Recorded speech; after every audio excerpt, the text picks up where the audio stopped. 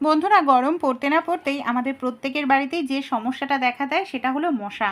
আর এই মশার কামড়ের হাত থেকে বাঁচতে আমরা কি করি, দরজা জানলা সব সময় বন্ধ করে রাখি।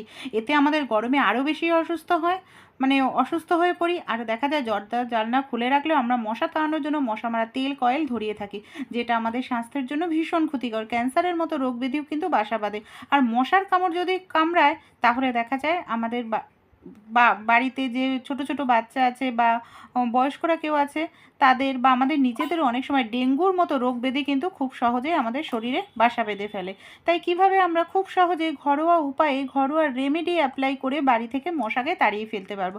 কোনো কিচ্ছু না, আপনারা শুধু নিম পাতার সঙ্গে কয়েকটি জিনিস বন্ধুরা আমি নিয়েছি নিম পাতা।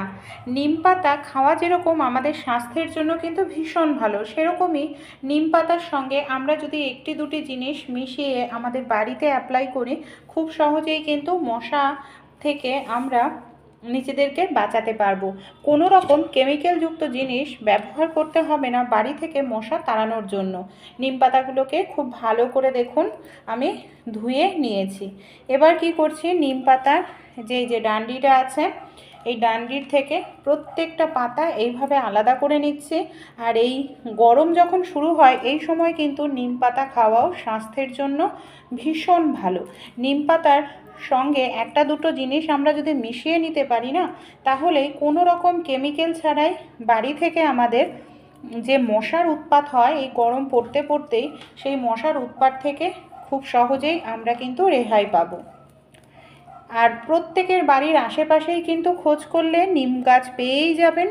সেখান থেকে আপনারা এরকম দেখে নিম পাতা নিয়ে আসুন, তারপর সেটাকে ভালো করে জল দিয়ে ধুয়ে নিন। এখানে আমি নিম পাতাগুলোকে আগে জল দিয়ে ভালো করে কিন্তু ধুয়ে নিয়েছি।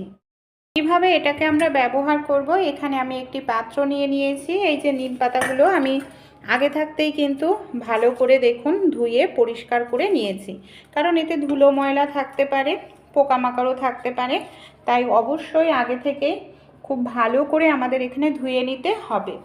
এবার এই পাত্রের মধ্যে আমি দিয়ে দিচ্ছি 1 গ্লাস পরিমাণ মতো জল। দেখুন এই জলটা আমি দিয়ে দিলাম। এর মধ্যে এবার আরও কিছু জিনিস কিন্তু আমরা ব্যবহার করব, যে জিনিসগুলো প্রত্যেকটাই কিন্তু প্রাকৃতিক আর কোনো রকম আমাদের স্বাস্থ্যের ক্ষতি করবে না। এখানে দেখুন আমি নিয়ে নিয়েছি কর্পূর। এটা কর্পূরটা এখন ব্যবহার করব না, কর্পূরটা পরে ব্যবহার করব। এখানে এই যে পেঁয়াজের খোসা, রসুনের খোসা, এই দুটোও কিন্তু ভীষণ উপকারী মশা তাড়াতে। হ্যাঁ, এদের গন্ধটা ভীষণ স্ট্রং হয়, এমনকি এই গন্ধেতে দেখবেন মশারা খুব দ্রুত তাড়াতাড়ি কিন্তু পালিয়ে যেতে বাধ্য হয়।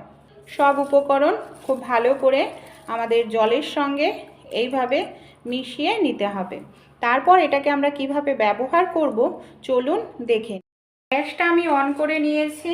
এই যে পাত্রটাকে এবার আমরা বসিয়ে দেব গ্যাসের ওপর।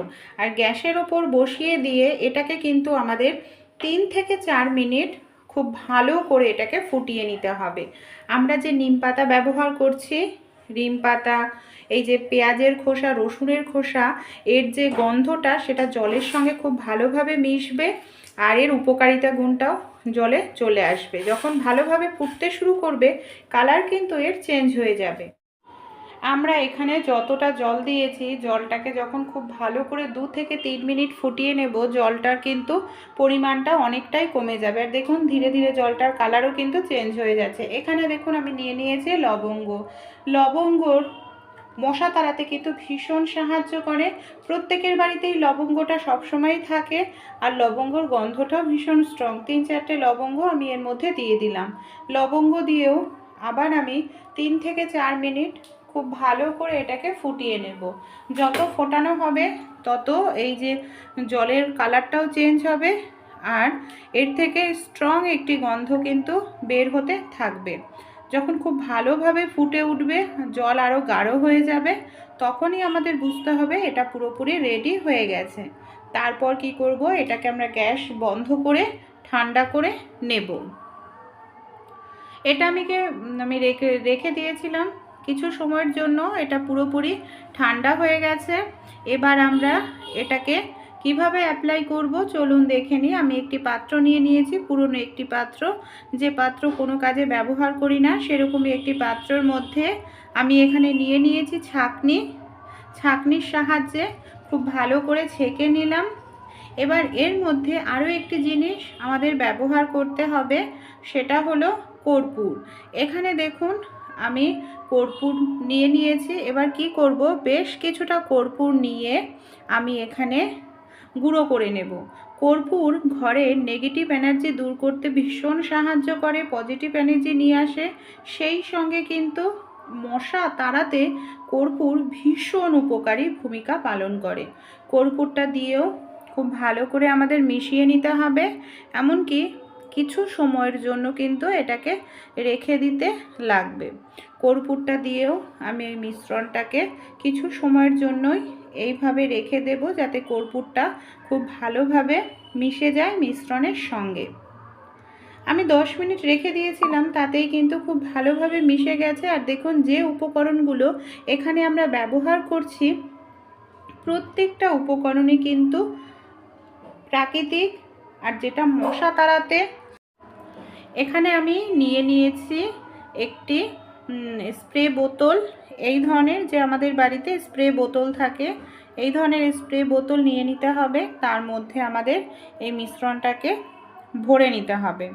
এই দেখুন আমি এই মিশ্রণটাকে ভরে নিলাম। এবার ঢাকনাটা বন্ধ করে দিচ্ছি। এটা কিন্তু সহজে নষ্ট হবে না, কারণ আমরা যে জিনিসগুলো ব্যবহার করেছি প্রত্যেকটা জিনিসই কিন্তু ভীষণ উপকারী। আর এটা কিন্তু আমরা অনেক দিন ব্যবহার করতে পারবো, মিনিমাম 15-20 দিন কিন্তু সহজে এটা আমরা ব্যবহার করতে পারবো।